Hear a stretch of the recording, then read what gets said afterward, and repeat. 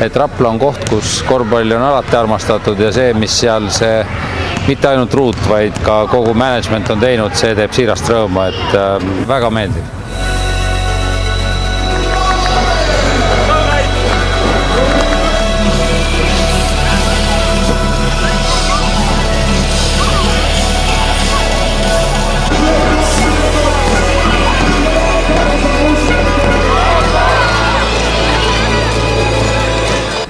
Muidugi on sümpaatne punt, kui tuleb mitte sellisest Eesti suurkeskusest meeskond, noortemeeste meeskond, kes lihtsalt hakkab torkima suuri tegijaid. Minu meelest on see väga suur väärtus, selliseid väärtusi tuleb hoida ja neid tuleb ka toetada.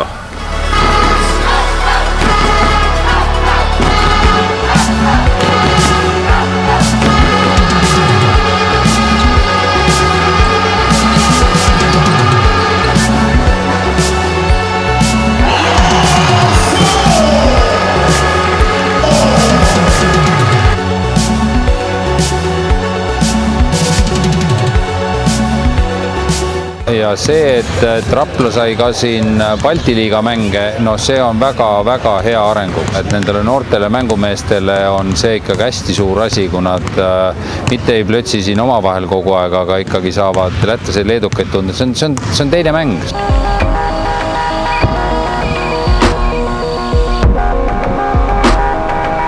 Mis võib-olla ainult kripeldama jääbki sellest hooajast, et kõigil sai ju peaaegu selg prügiseks tehtud, et Tartu Ülikool jäi hammustamata, aga ma arvan, et see koht saab ka lähiaastatel täidetud.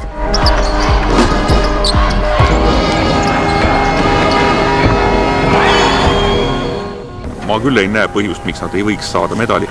Nad peaksid natukene rohkem saama koos olla ja ehk kübeke vanemaks saada.